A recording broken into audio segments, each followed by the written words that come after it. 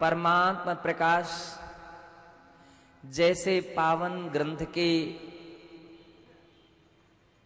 माध्यम से हम सभी के लिए तत्व का ज्ञान करा रहे हैं। पूज्य आचार्य भगवान कुंद कुंद देव ने जहां समय सार की बात कही है और उसी समय सार के लिए परमात्मा प्रकाश अपनी अपभ्रंश भाषा में अपने विषय का प्रतिपादन करते हैं। समय का अर्थ होता है आत्मा, समय का अर्थ होता है जीवात्मा, चैतन्य आत्मा, निर्विकारी नित्य निरंजन शुद्ध आत्मा। ये समय है और समय का सारभूत तत्व जिस ग्रंथ में कहा जाता है, आचार्य भगवान कहते हैं वो समय सार है। अंतर इतना है कि एक समय सार चेतन है और एक समय सार अचेतन है।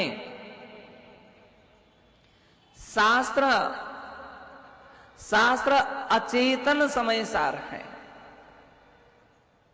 और उस रास्ते पर चलने वाले या मंजिल को प्राप्त कर लिया है जिन्होंने, वे चेतन समय सार हैं। यही कारण है कि हमारे आगम में समय सार के दो विभाग किए गए हैं।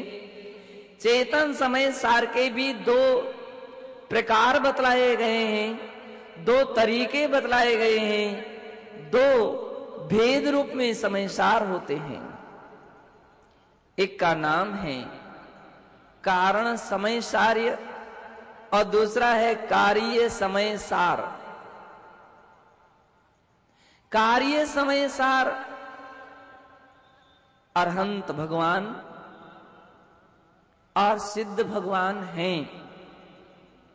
यूं कहा जाए तो साक्षात रूप में तो सिद्ध भगवान ही कार्य समय सार हैं, जिन्होंने अपने कार्य को पूर्ण कर लिया है।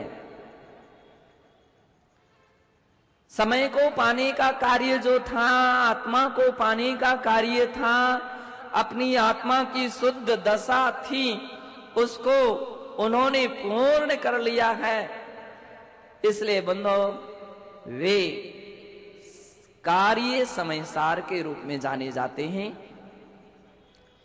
यद्यपि अरहंत भगवान अभी संसार में हैं, चार अघातिया कर्म उनके शेष हैं, तो सिद्ध दशा प्राप्त ना होने के कारण परिपूर्ण समय सार तो नहीं है, लेकिन हां ये जरूर है कि उन्होंने आत्मिक गुणों का विकास करते हुए अनंत चतुष्टय रूप अवस्था को प्राप्त कर लिया है।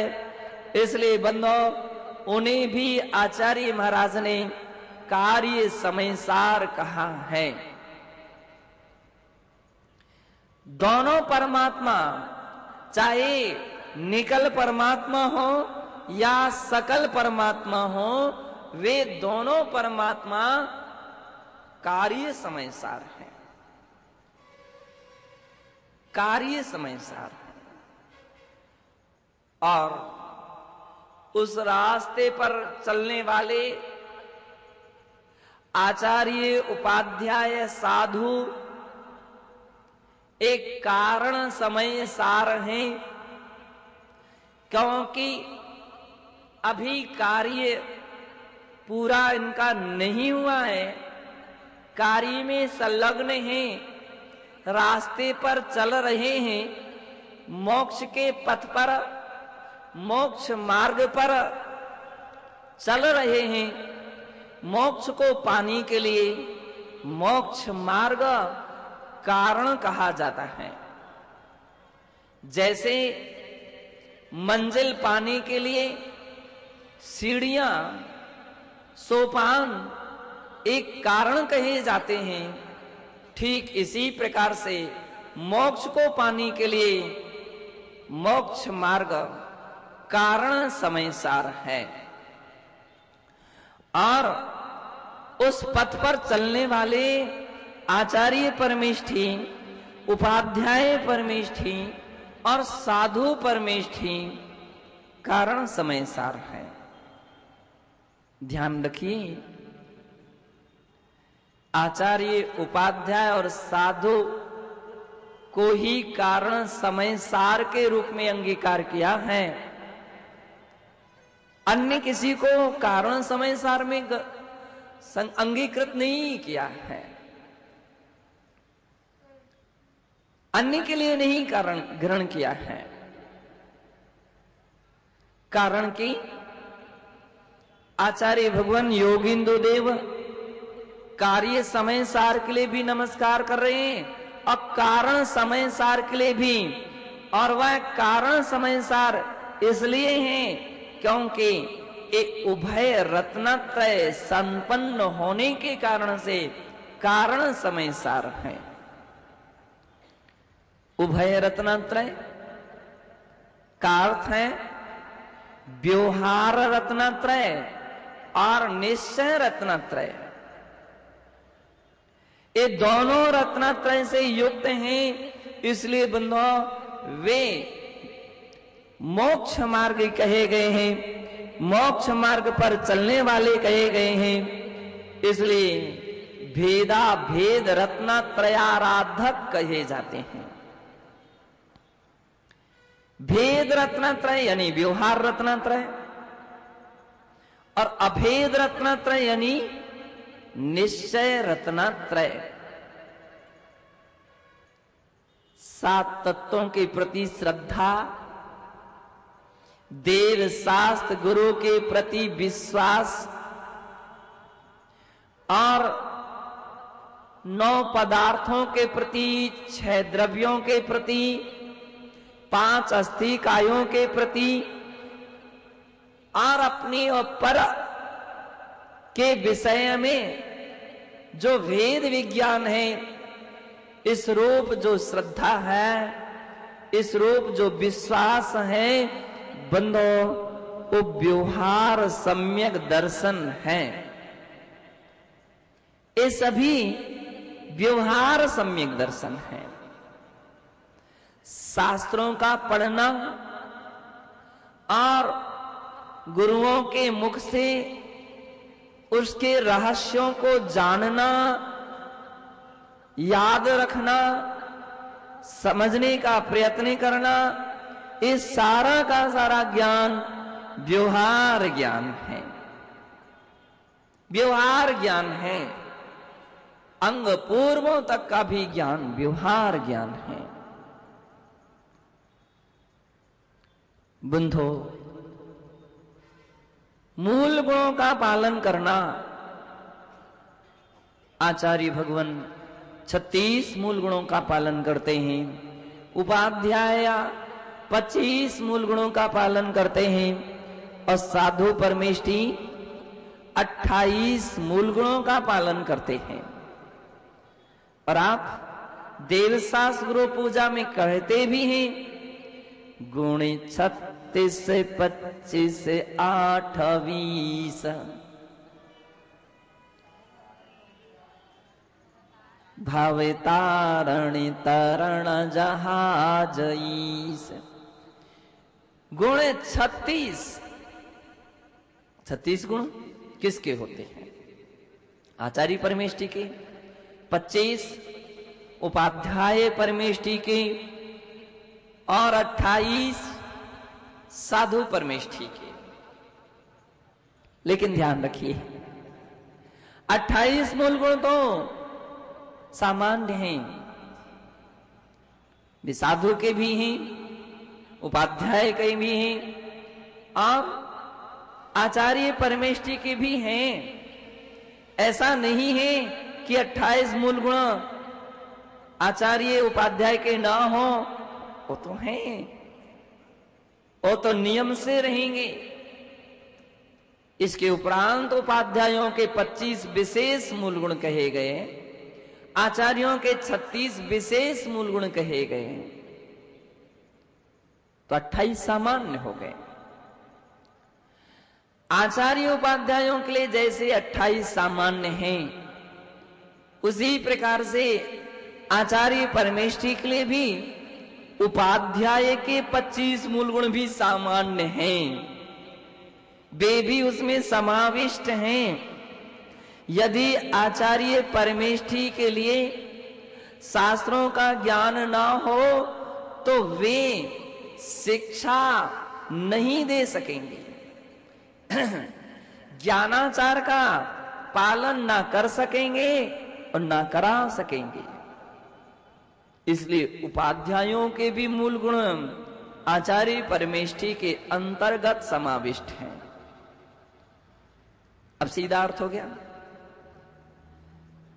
कि मुनियों के केवल 28 मूल गुण होते हैं, उपाध्यायों के 28 प्लस 25 होते हैं, और आचार्यों के 28 प्लस 25 प्लस 36 होते हैं।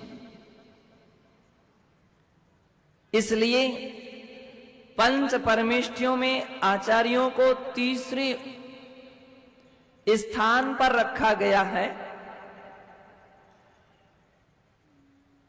साधु और उपाध्यायों से पहले रखा गया है, क्योंकि वे प्लस प्लस होते हुए इनकी इतनी सारी साधना है, उपाध्यायों की उनसे कम जिम्मेदारी है।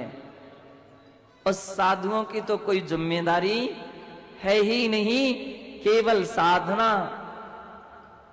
केवल आत्मा साधना, रत्नात्रय की साधना। जो रेण तय जुत्तो नित्यम धम्मो वयेसे साध्यति नित्य शुद्धम साहु सोणम मुनिणमो तस्य। अर्थात जो रत्नात्रय की केवल साधना करते रहते हैं, उसकी ही साधना करते, इसलिए बंधो वे साधु परमेष्ठी, वे साधु परमेष्ठी, और कोई दूसरा उनका मुख्य काम नहीं है। केवल आत्मा साधना में संलग्न रहते हैं, साधु परमेष्ठी है। उपाध्याय परमेष्ठी के लिए एक जिम्मेदारी आ गई है, वे रत्नात्रय की साधना भी करें, लेकिन इसके साथ साथ पढ़ें और पढ़ाएं, पढ़ाएं, समझाएं तत्व के लिए, लेकिन कब? जबकि पहले स्वयं ने समझा हो, तब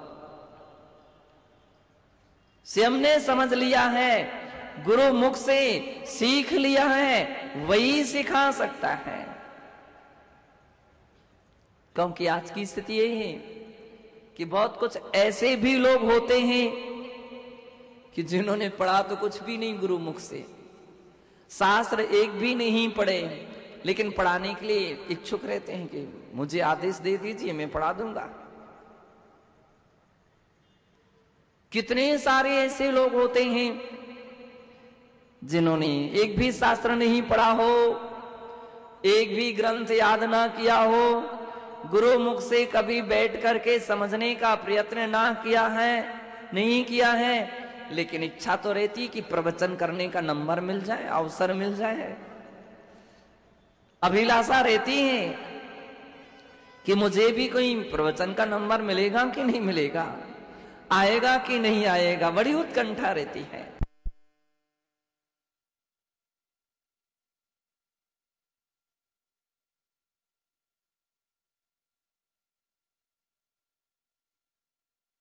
तो आचार्य परमेष्ठी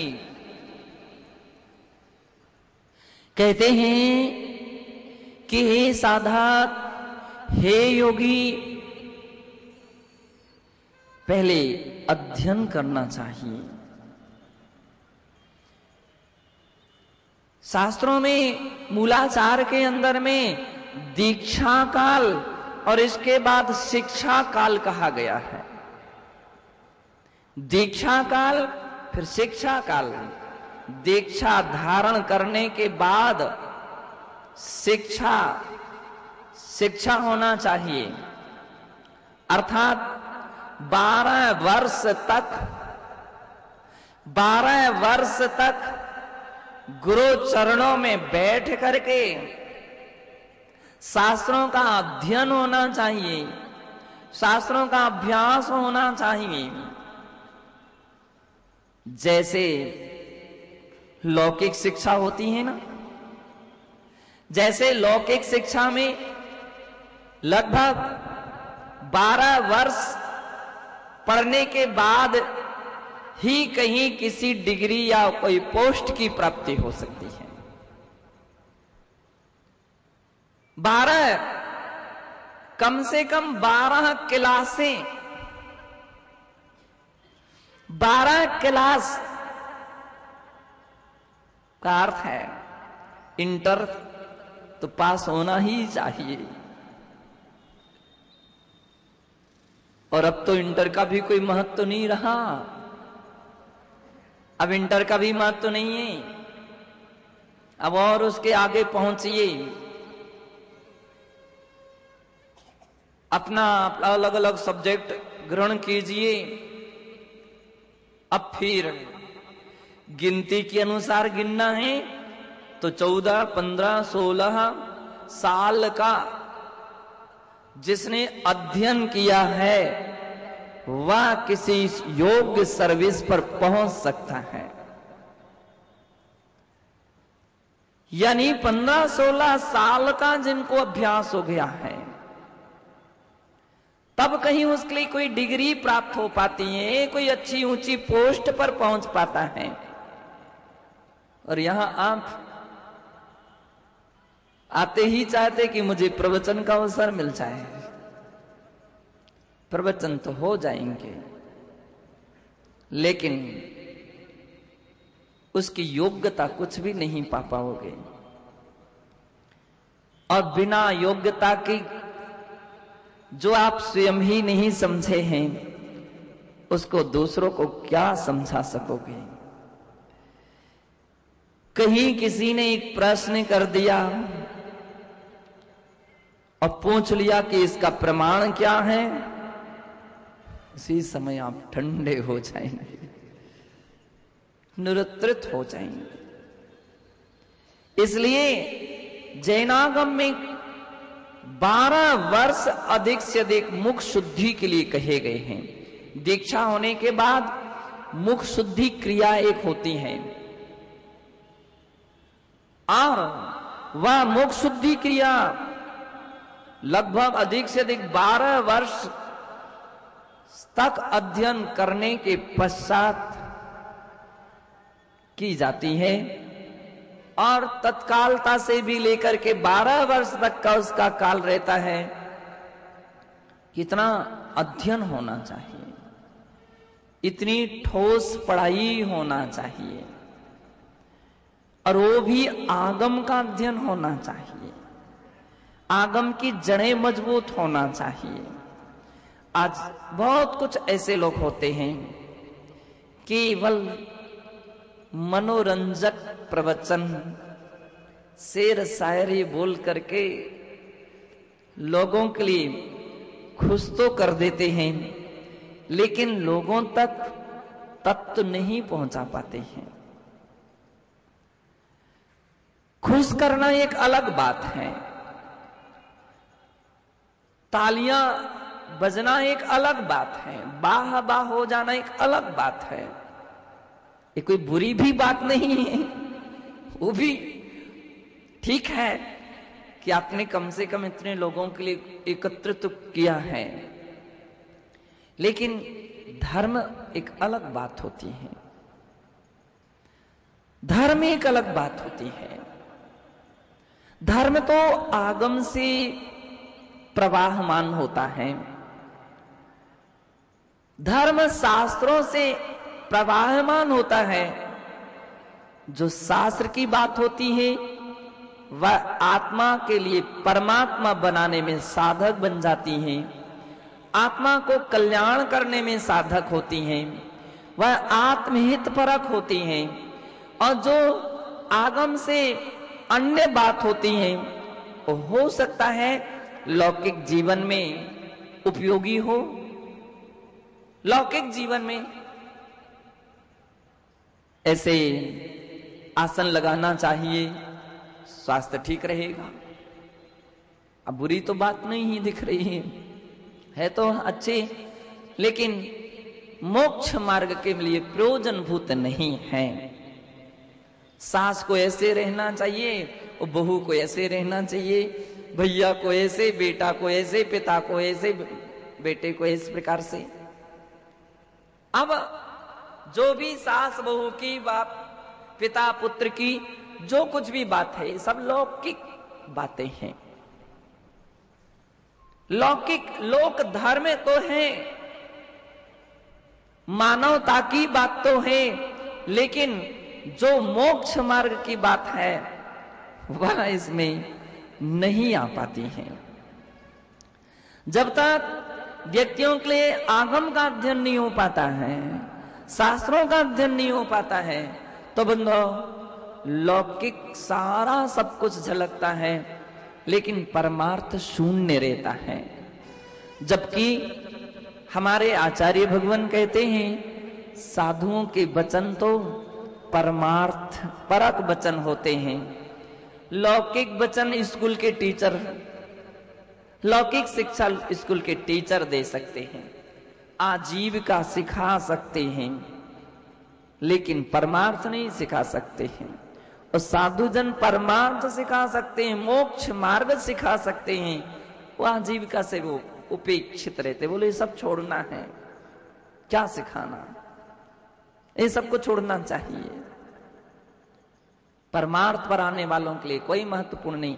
इसलिए हमारे यहाँ आचार्यों के लिए कहा गया है, गुरुओं के लिए कहा गया है कि गुरुवाः पांतनो नित्यम ज्ञान दर्शन नायकः चारित्रार्णो गंभीरा मोक्ष मार्गोपदेशकः। मोक्ष मार्गोपदेशकः केवल मोक्ष मार्ग के उपदेशक हैं वे। कहीं नहीं कहा गया कि लौकिक धर्मोपदेशकः, कुछ नहीं कहा गया। लौकिक धर्म की शिक्षा तो अन्य लौकिक लोग दे सकते हैं, प्रधानता से मोक्ष मार्ग की शिक्षा केवल मोक्ष मार्ग ही देते हैं बंधो। इसलिए वे मोक्ष मार्गी हैं, भेदा भेद रत्नात्रय के आराधक कहे जाते हैं। और ऐसे आराधक के विषय में पूज्य आचार्य महाराज कहते हैं, जे परम पौड़यन्ति मुनि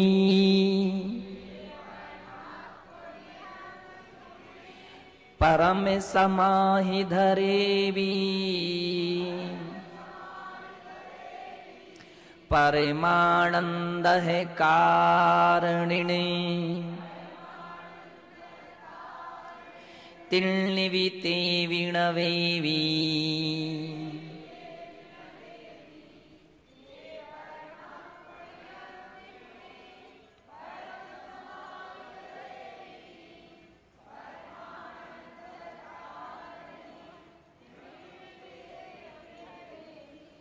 बंधु, जितने ऊंचे महापुरुष होते हैं उनकी उतनी ऊंचा सोच होता है। ऊंचे बैठने से कोई ऊंचा नहीं होता है, केवल ऊंचे बैठने से कोई ऊंचा नहीं होता है। उसकी सोच ऊंची होना चाहिए, उसका विचार ऊंचा होना चाहिए, उसका त्याग, उसका तप, उसकी साधना, सहनशीलता, गंभीरता आदि आदि ये उच्च होना चाहिए। इसलिए शास्त्रों में आचार्यों का एक विशेष गुण भी दिया, ज्येष्ठत्व कहा गया। ज्येष्ठत्व का अर्थ होता है किस प्रकार के आंतरिक गुणों के विकास में भी संलग्न रहते हैं, और आम लोगों की धरातल से भी उनकी धरातल और ऊंची होती है। केवल वे सिंहासन में बैठ करके ऊंची नहीं होते हैं, उनका ये सब कुछ रत्नत्रय की साधना भी ऊंची हुआ करते हैं, इसलिए भी उच्च कहे जाते हैं। योगिंदु देव मंगलाचरण चल रहा, भी ध्यान रखिए सारा का सारा मंगलाचरण है। और मंगलाचरण में जहां सिद्ध भगवान के लिए नमस्कार करते हैं, अरहंतों के लिए नमस्कार करते हैं, तो वहां 5 गाथाओं के द्वारा सिद्धों के लिए नमस्कार किया गया। 6वीं गाथा में अरहंतों के लिए नमस्कार किया गया। उस 7वीं गाथा में आचार्य, उपाध्याय, साधु तीनों को लिया है। वे कहते हैं जे परम पुण्यंति मुनि। अब एक और ध्यान रखिए, हर सब्जेक्ट की अपनी अपनी शैली होती है।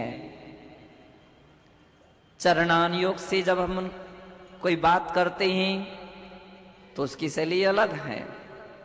प्रथमान योग में बैठने वाले व्यक्ति की शैली अलग होती है। कर्णान योग में बैठने वाले की शैली अलग होती है। द्रव्यान योग में बैठा हुआ व्यक्ति की शैली अलग होगी। अपनी अपनी जिस क्लास में बैठोगे, जिस सब्जेक्ट को लेकर के बैठोगे, तदनुसार ही तो मंगलाचरण किया जाएगा। इसलिए आचार्य भगवान योगिंदु देव ने आचार्य, उपाध्याय, साधुओं के लिए इस गाथा में नमस्कार तो किया, लेकिन कहीं भी वे तो ना ये कह रहे हैं कि जो रत्नत्रय से संपन्न है, न वे ये कह रहे हैं कि जो पंचाचारों का पालन करते हो या 36 मूल गुण का पालन करते हो, न वे ये कहते हैं कि जो 25 या 28 मूल गुण का पालन करते हो। क्योंकि ये अध्यात्म ग्रंथ है और ये उन्हीं के लिए है। जैसा कि समय सार में कहा है कि चतुर्थ पंचम गुण स्थानों पर ही, और तो क्या पंचम षष्ठम गुण स्थानों पर ही, 5वें और 6वें गुण स्थान से ऊपर जो साधना में रत रहते हैं, ऐसे साधुओं के लिए समय सार सार्थक है। क्योंकि अभेद रत्नात्रय की बात है वो, और अध्यात्म मुख्य रूप में अभेद रत्नात्रय तक ही पहुंचाने का प्रयत्न करता है। इसलिए बंधो, जो कुछ भी बात है अभेद रत्नात्रय प्रधान है या रत्नात्रय प्रधान है या संकल्प विकल्प परक कोई भी अन्य क्रियाएं प्रधान नहीं हैं। इसलिए वे कहते हैं जे परम पुण्यंति मुनि परम समाहि धरेवी। जो मुनि परम समाहि धरे ही, परम समाधि को धारण करके और परम पुण्यंति अर्थात परमात्मा को देखते हैं, ऋयंती पश्यंती, परमात्मा को देखते हैं। और कौन से परमात्मा को? सविकल्प समाधि में यदि लीन है तो वे अरहंत सिद्धों के लिए या सिद्ध भगवान के लिए देखते हैं, ध्यान में डूबते हैं, तो सिद्धों का ध्यान करते हैं, सिद्धों के गुणों का स्मरण करते हैं। और बंधो, जब वे निर्विकल्प समाधि में आ जाते हैं, परम समाधि का अर्थ है निर्विकल्प समाधि, निर्विकल्प ध्यान। जिस समय योगी निर्विकल्प ध्यान में पहुंच जाते हैं, बंदो, उस समय परमात्मा, उनकी स्वयं की आत्मा ही परमात्मा रूप हो जाती हैं, अपनी शुद्ध सिद्ध नित्य निरंजन निर्विकार रूप जो अपना सच्चिदानंद चैतन्य रूप है उसको ही साक्षात करने लगते हैं, उसमें ही लीन हो जाते हैं, तल्लीन हो जाते हैं। परमानंद कारणिन, और ऐसे परम समाधि में लीन आचार्य उपाध्याय साधु का ध्यान भी अन्य लोगों के लिए परमानंद कारणिन, परम आनंद का कारण है। इसलिए त्रिणिवि तेवीण देवी, उन तीनों के लिए, तीन कौन कौन? आचार्य उपाध्याय साधु, इन तीनों के लिए णवेवी, हम सिर झुका करके, सिर नवा करके नमस्कार करते हैं। कितने सारे लोग रहते हैं, नमस्तु नमस्तु नमस्तु, सिर देख लीजिए, सिर झुकता नहीं है। बतलाओ सही, आपका देव सास गुरु के प्रति ही सिर नहीं झुका तो कहां झुकेगा? कितना गहन अहंकार है? देव सास गुरु को नहीं झुका तो फिर कहां झुकेगा? देव सास गुरु के प्रति रत्नत्रय से संपन्न व्यक्ति के लिए नवी भी शब्द के द्वारा आचार्य कहते सिर को नवाता हूं, सिर को झुकाता हूं इनके लिए। बाकी संसार में व्यक्ति अनादिकाल से दर दर के लिए सिर झुकाता रहा, देहरी देहरी पूजता रहा, और तो क्या अपनी पत्नी के लिए, अपने पति के लिए उसकी आज्ञा अनुशासन में रहा है। परमात्मा के विषय में जब बात आती है तो व्यक्ति सोच विचार में करण पड़ जाता है कि मैं कैसे सिर झुकाऊं। देव सास गुरु ये द्रव्यलिंगी हैं कि भावलिंगी हैं? भैया ये विषय उनका, आपका विषय तो केवल इतना ही है कि आप ये देखो कि वे पिछी कमंडलधारी हैं कि नहीं, निर्ग्रंथ हैं कि नहीं, इतना आप देख सकते हो। और यदि अधिक से अधिक देखना है तो ये देखो कि अपने मूल गुणों का पालन करने वाले हैं कि नहीं। भेद रत्नत्रय को देख सकते हो, अभेद रत्नत्रय को आप नहीं देख सकते हो। जब एक पाषाण की मूर्ति को आप भगवान मान सकते हो तो आखिर में इनके अंदर में तो चेतना है, आत्मा है। ये तो चैतन्य मूर्ति है, वो अचेतन मूर्ति है, चैतन्य मूर्ति है। आवश्यकता है अपनी दृष्टि को निर्मल करने की, आवश्यकता है अपनी दृष्टि को पवित्र करने की। इतना निर्मल कर लीजिए, इतना कर लीजिए कि जैसे पाषाण की मूर्ति में आपको भगवान दिखने लगते हैं, पाषाण की मूर्ति में भगवान दिखने लगते हैं, आपको इस शरीर के अंदर में भी संतों की आत्मा दिखने लग जाए, रत्नत्रय दिखने लग जाए। इतनी निर्मल दृष्टि होना चाहिए।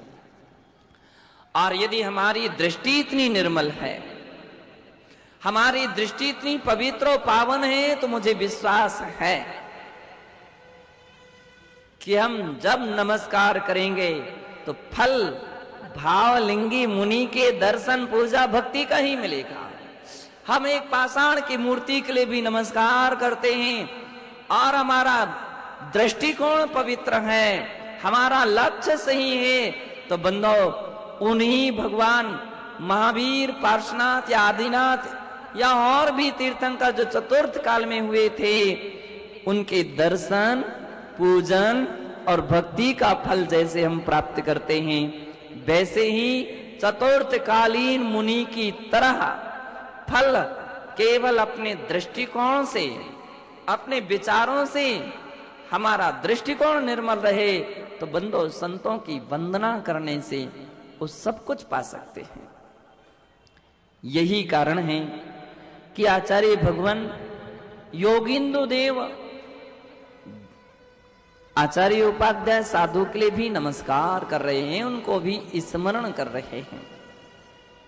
बंधो, यद्यपि आध्यात्मिक ग्रंथ में पंचाचार विकल्प रूप में माने जाते हैं, संकल्प विकल्प को उत्पन्न करने वाले माने जाते हैं, आध्यात्मिक दृष्टि से मूल गुणों का पालन भी संकल्प विकल्प को उत्पन्न करने वाला माना जाता है। इसलिए गाथा में कहीं इस प्रकार की बात नहीं ली गई। लेकिन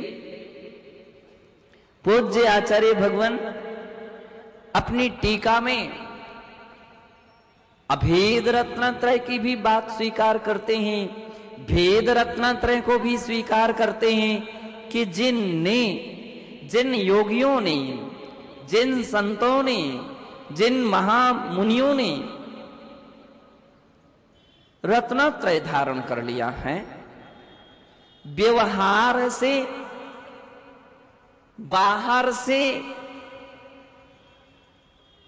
वस्त्र परिग्रह आदि त्याग कर दिया है, घर कुटुंब छोड़ दिया है और अंतर मन से भी घर कुटुंब परिग्रह आदि को छोड़ दिया है, धन दौलत के लिए छोड़ दिया है, नाना प्रकार के पाप आदि को छोड़ दिया है, पिछी कमंडल को धारण करके जो केशलोंच करते हैं।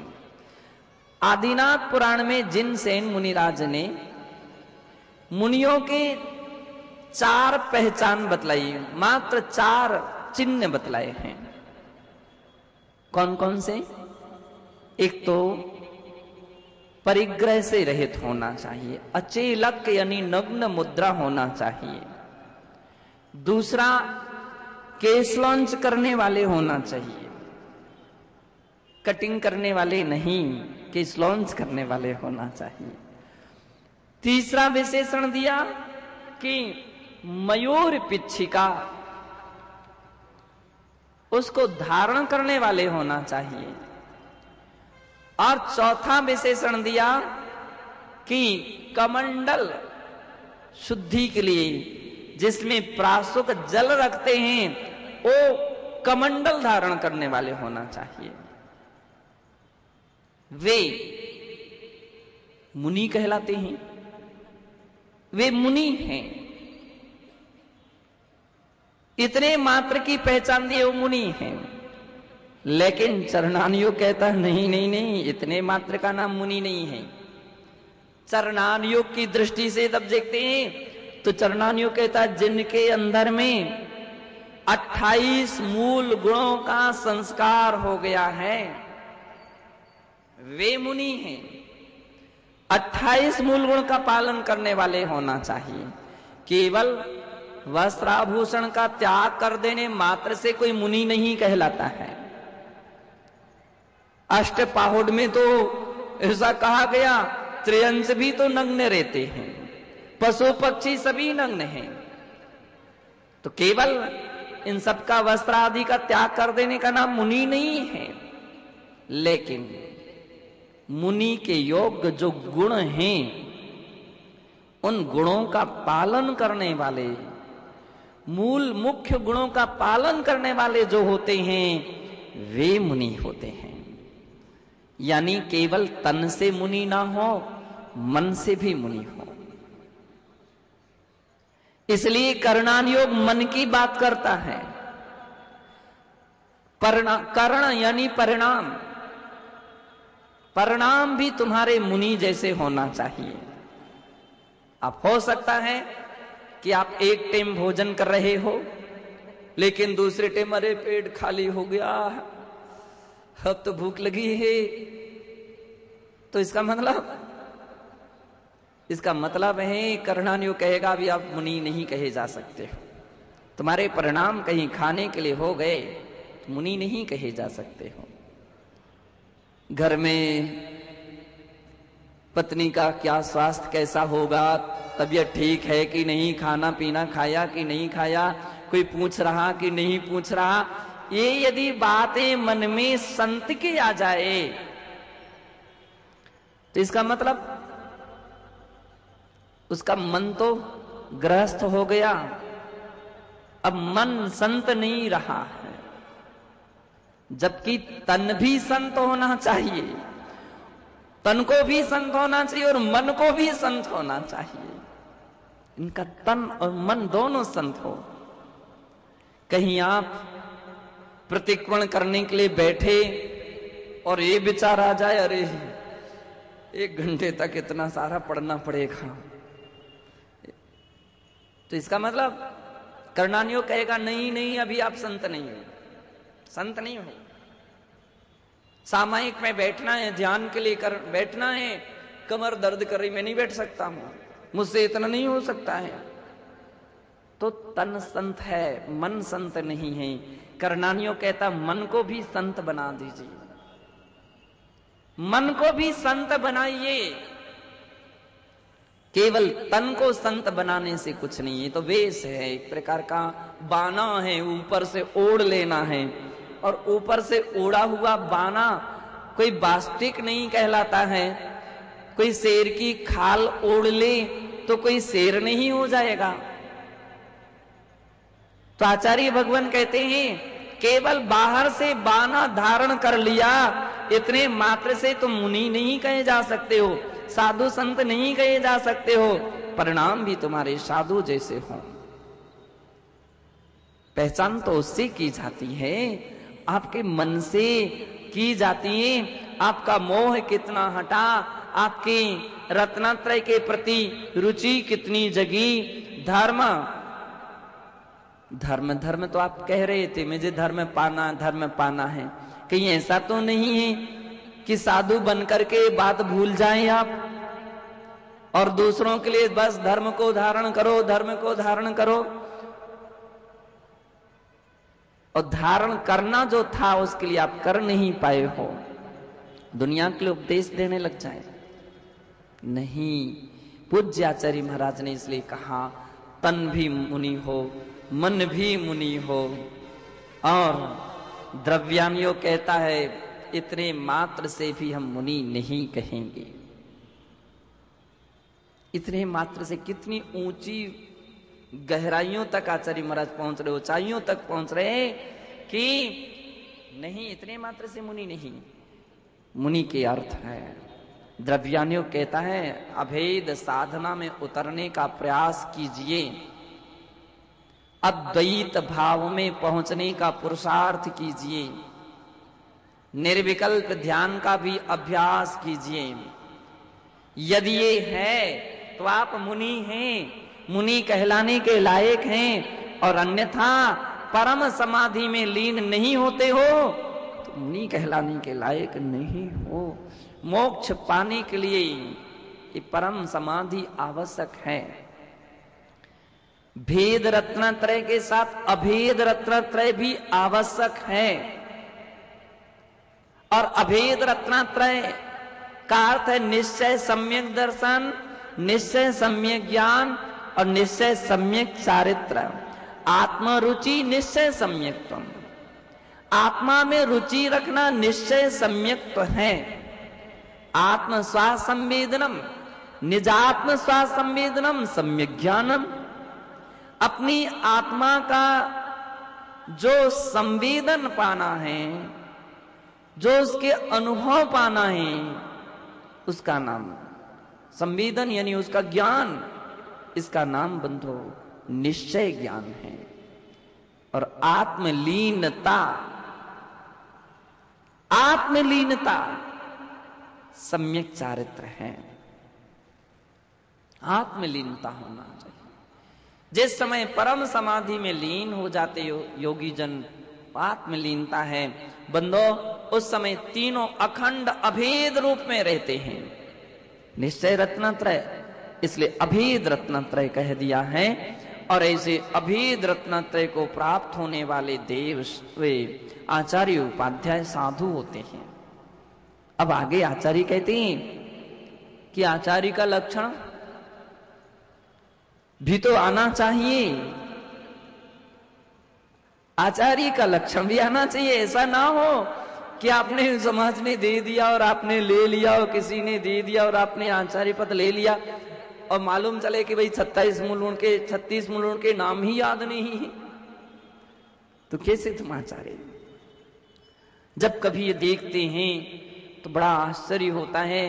आचार्य का अर्थ होता है कि जो पंचाचारों का स्वयं पालन करें और अपने शिष्यों को पालन कराएं। दंसणान चरितम दंसणान समग दंसणान पहाड़ी वीरे चरित वरत वायारे अपम परंच जुंजई सो आयरियो मुनि झेयो। यूं कहा, दर्शनाचार, ज्ञानाचार, चारित्राचार, तपाचार, वीर्याचार, ये पांचों आचारों को जो स्वयं पालन करते हैं और शिष्यों को पालन कराते हैं, वे आचार्य हैं। तो पहली बात तो ये है कि पंचाचार आचार्यों के तो हैं सो हैं ही, उपाध्याय और साधु भी पंचाचार का पालन करते हैं, क्योंकि आचार्य करा रहे हैं। अपम परम, स्वयं और अपने शिष्य, पर यानी शिष्य, स्वयं पालन करते, शिष्यों को पालन कराते हैं। अब जो बिल्कुल अकेले हैं फिर भी आचार्य बनने की अभिलाषा रखते हैं या आचार्य पद अंगीकार कर लेते हैं, तब तो फिर संदेह खड़ा हो जाता है कि अब आचार्य का लक्षण घटित हो रहा कि नहीं हो रहा। अब क्या दूसरों को पालन कराओगे? पालन ही केवल करना था तो मुनि अवस्था में भी करते रहते। आचार्य पद की तो केवल जिम्मेदारी है कि आप अपने शिष्यों का इस तरह से पालन कराएं, संचालन कराएं, ये उनकी जिम्मेदारी है। संघ का, समूह का ऐसा संचालन करें। संघ ही नहीं फिर आचार्य किसे, हेडमास्टर किसे कहा जाए? हेडमास्टर स्कूल हो तो हेडमास्टर, और स्कूल ही नहीं है तो आप मास्टर किसके, हेडमास्टर किसके? किसके हेडमास्टर हैं? किसके आप मास्टर हैं? स्कूल होना चाहिए, शिष्य होना चाहिए, शिष्य समूह। तो भले हम कहते एक भी शिष्य सही, शिष्य तो है। आचार्य संज्ञा सार्थक होती है, आचार्यपना सफल होता है। तो बंधो, वे पंचाचारों का अभेद और भेद, दो प्रकार के पंचाचार हैं। अभेद पंचाचार के विषय में आचार्य महाराज कह रहे हैं कि जो अनुपचरित असद्भूत व्यवहार संबंधी, द्रव्य कर्म, भाव कर्म, नो कर्म से रहित, जो अपनी शुद्ध आत्मा है, निर्विकार है, निर्मल है, नित्य है, निरंजन है, शुद्ध है, सिद्ध है, उसके प्रति जो रुचि उत्पन्न होती है, उसके प्रति जो रुचि होती है, आचार्य कहते हैं बस वही तो निश्चय दर्शनाचार है। चल मल अवगाढ़ नाम के फिर उसमें दोष नहीं होते हैं। चल मल अवगाढ़ नाम के दोष व्यक्ति के लिए श्रद्धा को डमाडोल रखते हैं, कच्ची रखते हैं। आचार्यों ने कहा कि जैसे वृद्ध व्यक्ति के हाथ की लाठी, वृद्ध और सबसे वृद्ध व्यक्ति जब हाथ में लाठी लेकर के चलता है तो वो हाथ उसके धूजते हैं, ऐसे हलते कपते हैं, तो लाठी कहीं रखने का प्रयास करता और लाठी कहीं जाती है। ऐसे ही अगर जिसकी श्रद्धा है तो वह मोक्ष मार्ग पर अच्छी तरह से नहीं चल सकते हैं। उनका सम्यक दर्शन निर्दोष नहीं हो सकता है, और जिसका स्वयं का सम्यक दर्शन निर्दोष नहीं होगा वो दूसरों के सम्यक दर्शन को निर्दोष कैसे कर सकेगा। इसलिए कहा चल दोष से रहित होना चाहिए, मल दोष से रहित होना चाहिए। चल दोष में व्यक्ति चंचल हो जाता है, चलायमान हो जाता है, और मल दोष से रहित होना चाहिए। 25 मल दोष होते हैं, फिर कभी उसके विषय में बतलाएंगे कि 25 मल दोष कौन कौन से हैं। अवगाढ़ यानी देव सास गुरु पर तो श्रद्धा हो, लेकिन उसमें ये भेदभाव ना हो कि भगवान महावीर भगवान हमारे लिए काम कर देंगे, पार्श्वनाथ नहीं कर पाएंगे। पार्श्वनाथ भगवान कर सकते हैं, आदिनाथ भगवान की भक्ति से तो हमारे अमोक काम सुधर जाते हैं, और पदम प्रभु भगवान की भक्ति से कुछ नहीं होता है।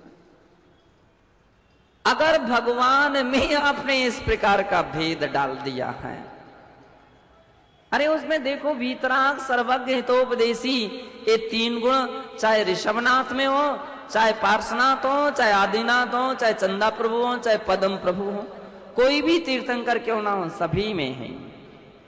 कोई में किसी में कम या किसी में अधिक गुण नहीं है। परमात्मा की शक्ति तो सभी में बराबर है। तो फिर ऐसे संकल्प विकल्प नहीं रखना चाहिए। ये भगवान हमारे सम्यक, ये भगवान हमारी रक्षा करेंगे, ये हमारे कष्टों को दूर कर देंगे।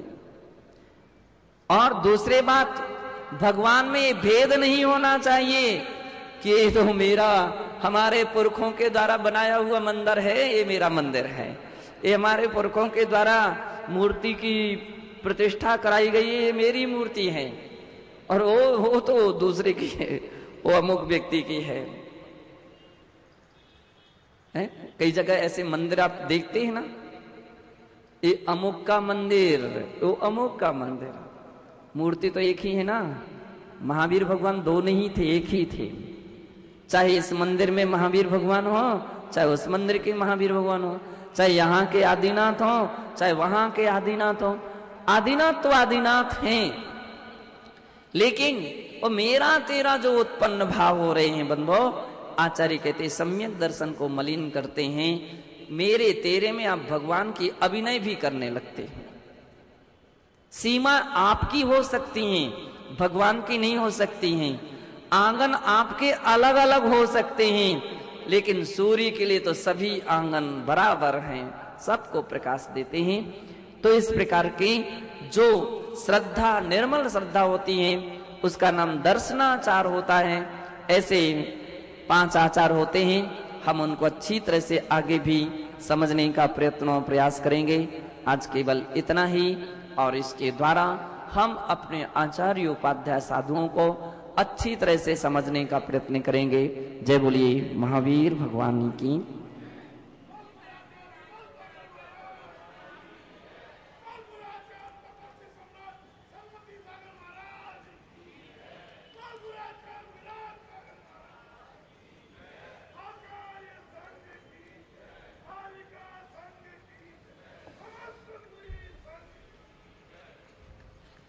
बोलिए परम पूज्य राष्ट्रंग गणाचार्य 108 आचार्य श्री विराट सागर जी महाराज की।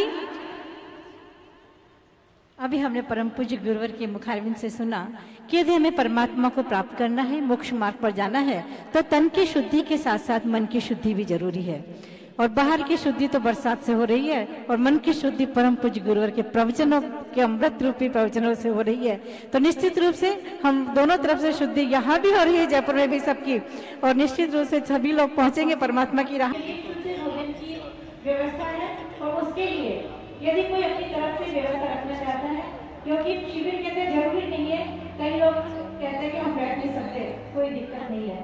तन से तन, मन और धन, तीनों से आप बैठ सकते हैं। खाली तन से बैठ सकते हैं, खाली मन से बैठ सकते हैं, खाली धन से भी आप इसके अंदर सहयोग कर सकते हैं।